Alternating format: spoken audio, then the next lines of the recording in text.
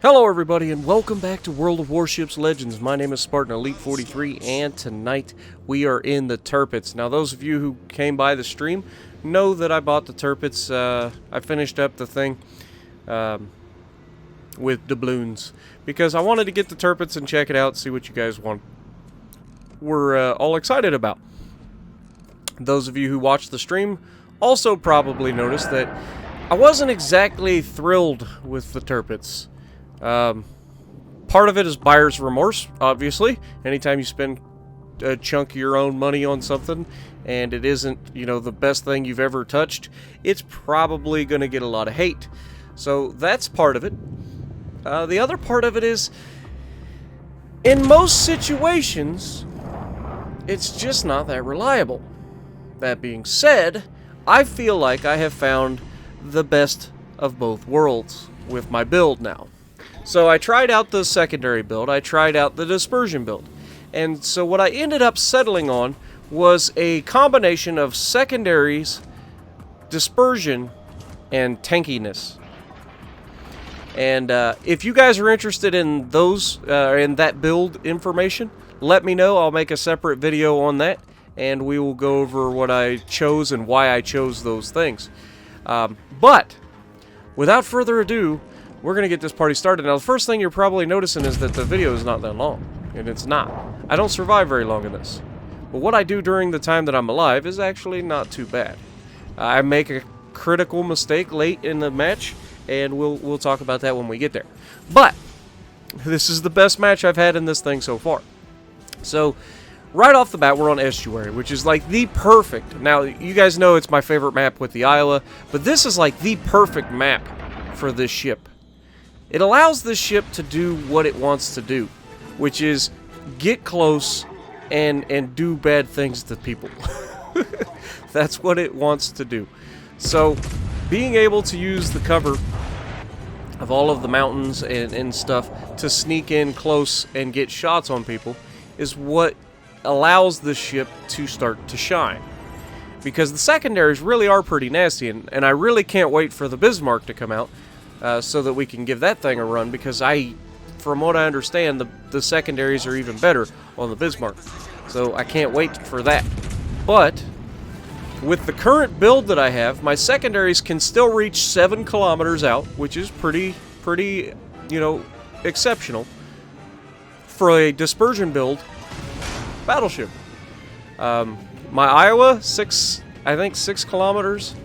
So this thing can reach out a full kilometer further than my Iowa, but my Iowa is a dedicated dispersion build. This is not.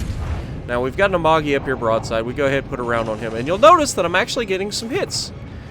That's part of the dispersion build part. Off the other side of it, sorry, is the fact that there's just not, you know, much distance between me and the target, so that helps a lot too. But not devoting strictly to a secondary build comes with some advantages, and some of those advantages are the fact that I can still hit targets like that. So with that, we're up to 26,000 damage, and we're doing pretty well.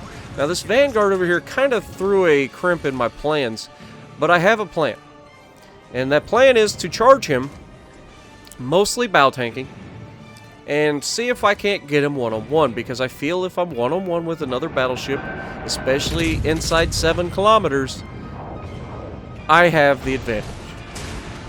That being said, the Vanguard has received a recent buff, and his armor piercing put a hurting on me right there as we were coming in. And there's also the New Orleans to worry about, and the Amagi that's right there around the corner. Now, we're coming up on the part of the battle where things get really intense, because you got multiples shooting at you, but you have to make a decision. And my decision is to try to get rid of the New Orleans first, because he's coming right at us, and so it makes him very potentially easy to citadel. And we do get some nice penetrations on him. Unfortunately, we're not going to be able to torp him, so I'm just going to go ahead and start working on potentially torping this guy. Now, I kind of waste my torps here. And that's one thing I'm going to tell you about torpedoes from these battleships. People know that they have them, and they're going to do whatever they have to do to avoid them. Like this Vanguard, as soon as I fired the torps, he immediately turned in. I was spotted when I fired him. He saw me fire the torpedoes. That being said, we have torps on the other side of the ship. So, even though he's going to avoid those, there's no way I'm going to allow him to avoid the next ones. And this is where I'm going to tell you guys that you have to make sure that your torpedoes hit in this thing if you're going to do this.